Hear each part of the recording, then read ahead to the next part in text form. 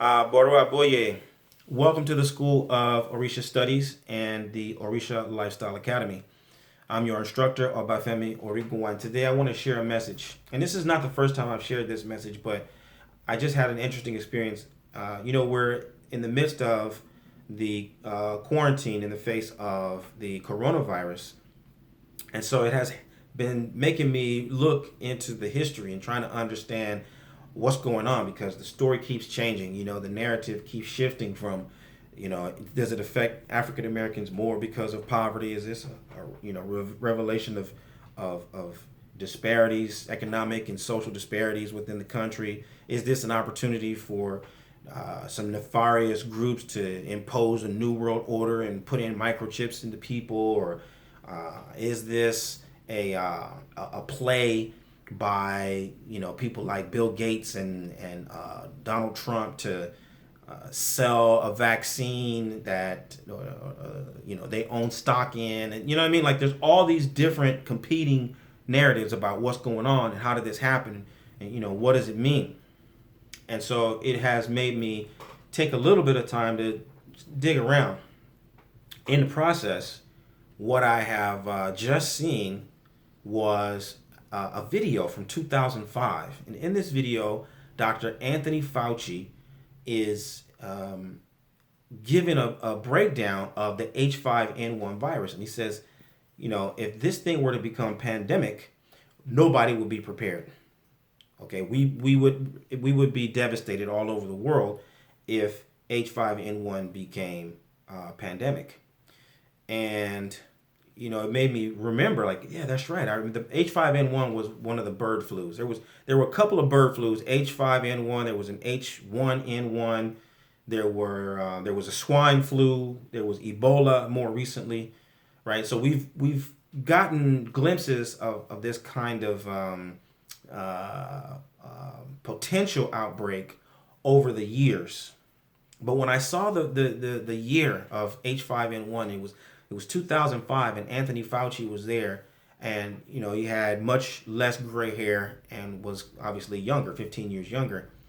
It made me think about, wow, as he's standing there right now next to Trump, and he's trying to give really intelligent medical advice to the country and updates based on data. On one hand, he must feel like very vindicated. He must feel like very accomplished to have been playing this tune for 15 years at least, telling the world, hey, this is serious. We need to be prepared. And it must feel good to see his predictions come through like this. You know what I mean? With so much precision, because many of the things that he said would happen are happening right now. Watching the video was kind of like, wow, this is prophetic, right? What he's saying is prophetic because here we are living it. But on the other hand, it must be really crushing for him. It must be hard for him to understand that these aren't just numbers. These aren't just facts and figures. These are thousands of lives that are being lost right now because we weren't prepared. These are thousands and thousands of people who are getting sick because we weren't prepared. These are millions and millions and millions of dollars that are being lost. People are losing their businesses, and all kinds of stress and strife and anguish is reverberating throughout the country simply because we weren't responsive to the messages that he was giving 15 years ago, right? And so I thought, wow, it must be very interesting for him to occupy that position. But what it did is it made me go back and think more deeply about the difference between, having a title, occupying a position, maybe wearing a certain kind of uniform, right? And basically, occupying a space, right? Between that and actually being a leader. There's a big difference, okay? People who are really consumed with just their position and their title and the look, that's all they're concerned with. Like, make sure you take a lot of pictures of me with my, with my little placard with my name and me sitting over here behind my desk, and People who are leaders, though, are looking more into the future, right? They're looking more into the institution and the practice and the discipline that they are a part of, right? And so one thing that came to my mind while I was watching this video and reflecting was that every one of us, right? There are millions of us who practice Orisha lifestyle today. There are millions of us. And we're so fortunate that the ancestors were able to pass on a tradition that was able to survive and flourish under the most dire circumstances. But one thing is sure is 100 years from now, all of us will be dead. 100 years from now, all of us will be gone. All of us. Every single one of us will be gone, right? But the tradition will live on. This tradition will outlive every single one of us.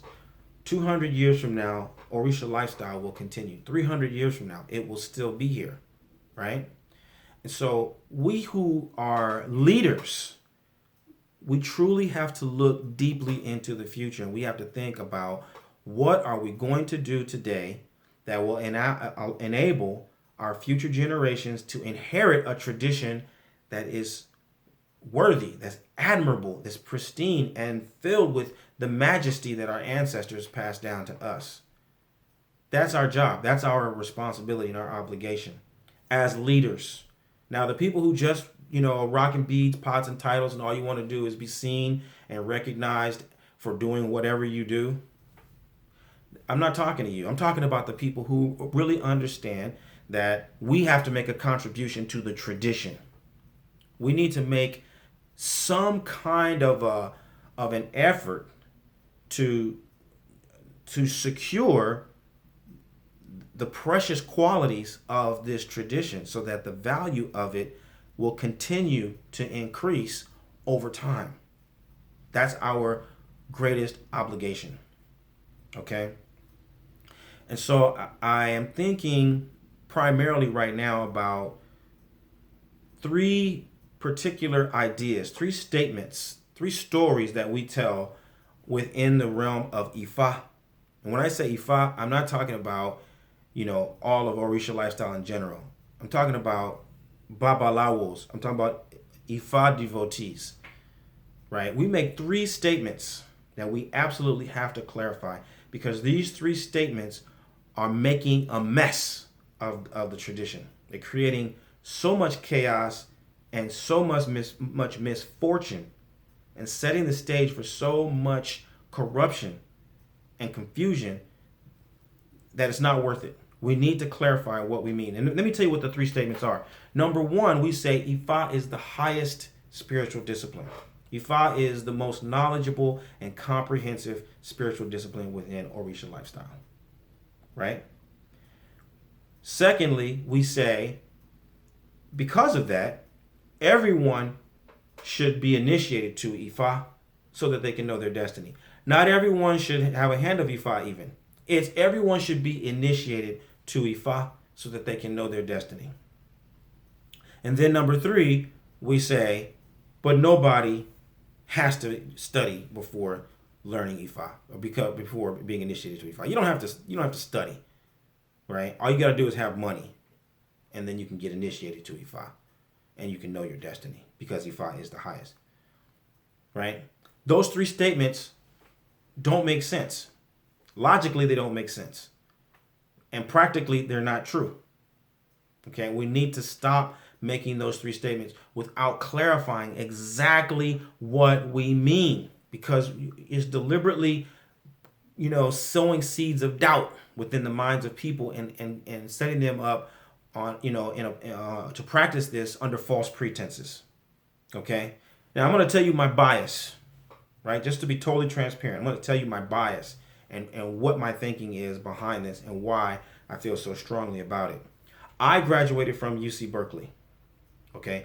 As a graduate of UC Berkeley, that means that, I have been exposed to a very high level of academic rigor, right? UC Berkeley, when I graduated, was ranked, I think, overall number 3 in the Definitely in the country. Maybe number 3, probably not in the world. Absolutely number 3 in the country. All right, number 3. So that's an example of what I will call horizontal excellence. Horizontal because it is within one institution.